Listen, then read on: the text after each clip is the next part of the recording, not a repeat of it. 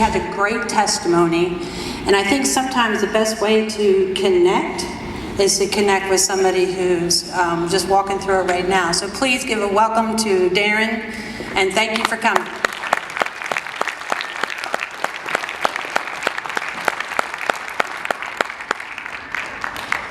How you doing? My name's Darrin McFarland. I'm 29 years old.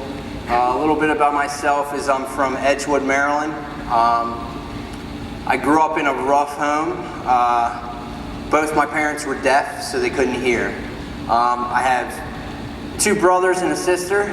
I am the second oldest. And a little bit about growing up, we didn't have very much money. I grew up in addiction. My father was an addict.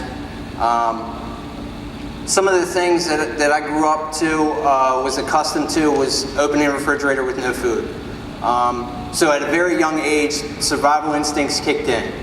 I grew up in Section 8 housing, which that is the government gives you a house to live in, riddled with drugs, alcohol. And this is the environment that I was brought up in. And that's not the reason why I'm a drug addict. Not at all. So growing up, it was a very difficult time. I was very blessed. I was adopted at the age of 15. I was emancipated to the state of Maryland. What that means is my parents didn't know what to do with me.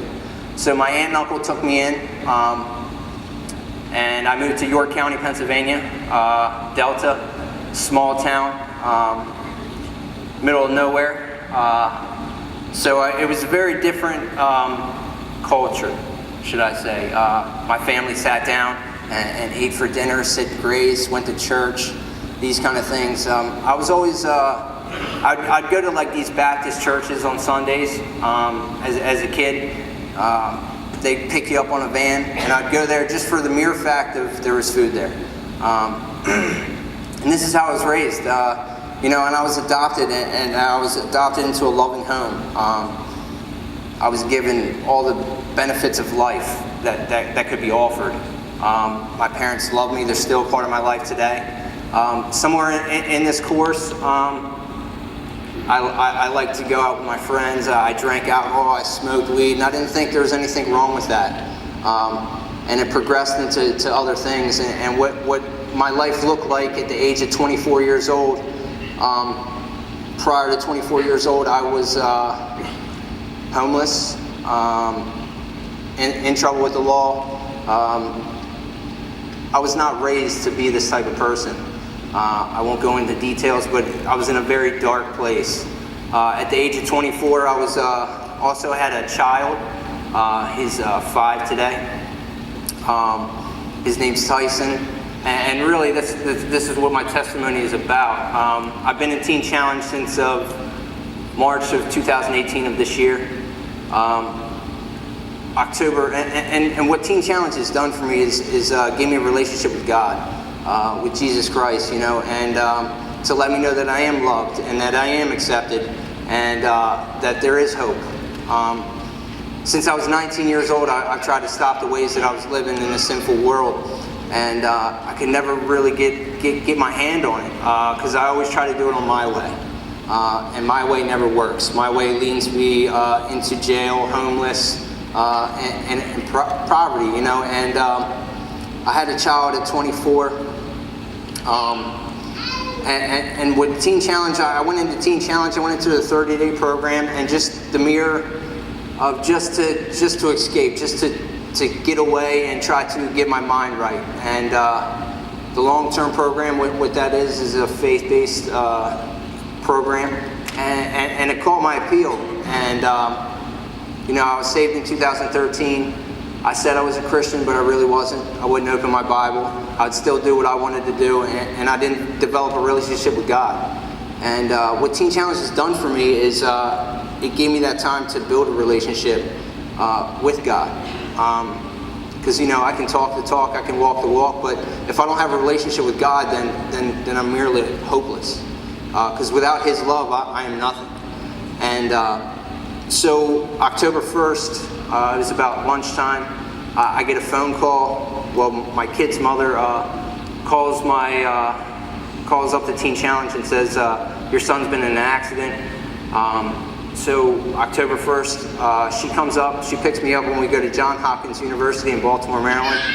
And walking into the doors, the doctor says there's not much brain activity. It's not looking good. And walking into that room, seeing him hooked up to all these machines, it was very challenging, very difficult. But while at Teen Challenge, I learned how to rely on God. And if it wasn't for prayer, I would not be standing here. The power of prayer is amazing. I had constant people praying for me to get my life together. And when I went down there, I can tell you that there was probably over 300 people on the mountain praying for me and praying for my son. It was about 9 p.m. and I text, it was like 7 o'clock, I text Josh and I said, hey man, can you have the guys pray?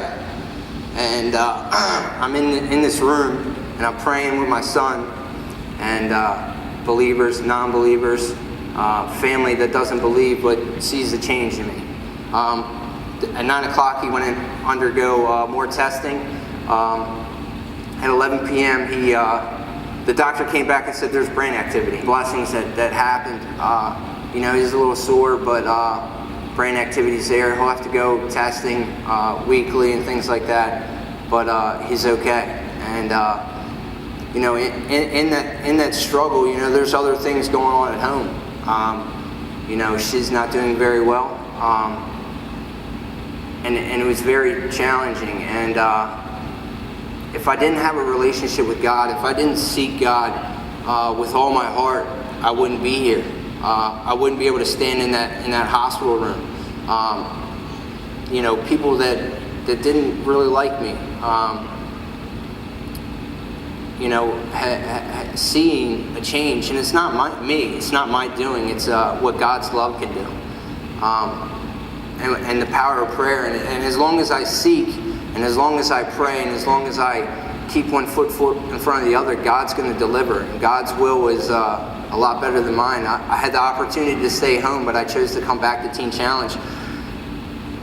That wasn't my will.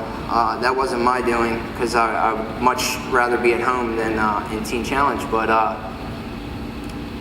God is telling me and telling my family that it's not time for me to come home yet.